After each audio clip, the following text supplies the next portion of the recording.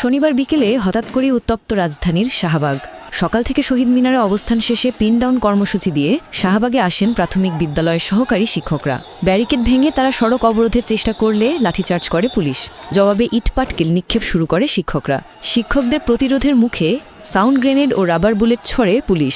পুলিশের বাধায় ক্ষুব্ধ শিক্ষকদের অভিযোগ, শান্তিপূর্ণ কর্মসূচি পণ্ড করতে হামলা চালিয়েছে পুলিশ।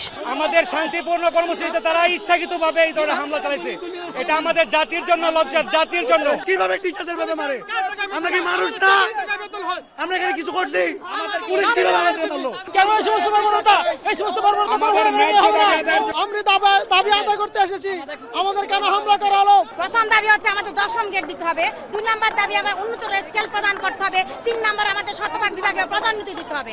আমরা শিক্ষক হিসেবে আমরা খুবই নগণ্য জায়গায় আছি। আজকে আমাদেরকে কেন রাস্তা নামতে হলো? আমাদের রাস্তায় আসতে হলো কেন? এদিকে পুলিশও বলছে ব্যারিকেড ভেঙে রাস্তা অবরোধের চেষ্টা থামিয়েছে তারা। এই ঘটনায় বেশ কয়েকজন পুলিশ আহত হয়েছে বলে অভিযোগ করেন রমনা বিভাগের ডিসি। তারা কিন্তু সবকিছু সুন্দর করে আমাদের কাছে কলমও দিয়ে দিচ্ছে, যে দিয়ে আমরা শহীদ মিনারে ফিরে যাব। ফেরত গিয়ে আমাদের নেতৃত্বে যারা আছে তাদের সাথে ঠান্ডা মাথায় কথা বলে পরবর্তী কর্মসূচি নির্ধারণ করে। এইভাবে কথা আছে, ওরা সুন্দর করে আমাদের ধন্যবাদ জানালো। এখন এই পাশ থেকে তার আবার এগেনস্টে গ্রুপ আছে, তার যায় না। তারা দেখি ব্যারিকেড ভেঙে ভিতরে ঢোকার চেষ্টা করলো। তো এই সময় তখনই তো আমাদের সাথে লাগলো। তাছাড়া তার আগে তো একেবারে শান্তিপূর্ণ ছিল, খুবই ভালো ছিল। অনেকে আহত হয়েছে, আমার তো হাতে গেছে। প্রায় ঘণ্টাব্যাপী ধাওয়া পাল্টা ধাওয়ায় আহত হন বেশ কয়েকজন শিক্ষক। পরে তাদের নেওয়া হয় ঢাকা মেডিকেল কলেজ হসপিটালে। প্রায় শতাধিক শিক্ষক চিকিৎসা নিয়েছে বলে দাবি হাসপাতাল কর্তৃপক্ষের। এই ঘটনায় রোববার থেকে কর্মবিরতি ঘোষণা দিয়েছে সরকারি প্রাথমিক বিদ্যালয়ের শিক্ষকরা। তীব্র নিন্দা ও প্রতিবাদের দাবিতে এবং যারা গ্রেপ্তার হয়েছে তাদের দাবিতে আমাদের এই অবস্থান কর্মসূচি, আমরা রাতে সবাই এখানে থাকবো না, আমরা এখানে রাত্রি যাপন করব যে পর্যন্ত দাবি আদায় হয়। অবস্থান কর্মসূচি থাকবে।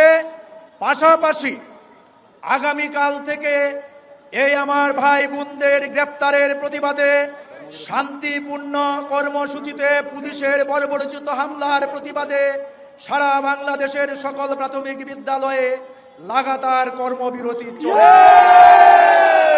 গত 24 এপ্রিল প্রধান শিক্ষকের বেতন 11তম থেকে 10ম গ্রেডে এবং 13তম গ্রেডের শিক্ষকদের 12তম গ্রেডে উন্নীত করার সিদ্ধান্ত নেয় প্রাথমিক ও গণশিক্ষা মন্ত্রণালয়। সরকারের এই সিদ্ধান্ত না মেনে 10ম গ্রেড সহ 3 দফা দাবিতে অবস্থান কর্মসূচির ঘোষণা দিয়ে সকাল থেকে শহীদ মিনারে অবস্থান নেন শিক্ষকরা। সুমাইয়া সাথী, উত্তরবঙ্গ নিউজ।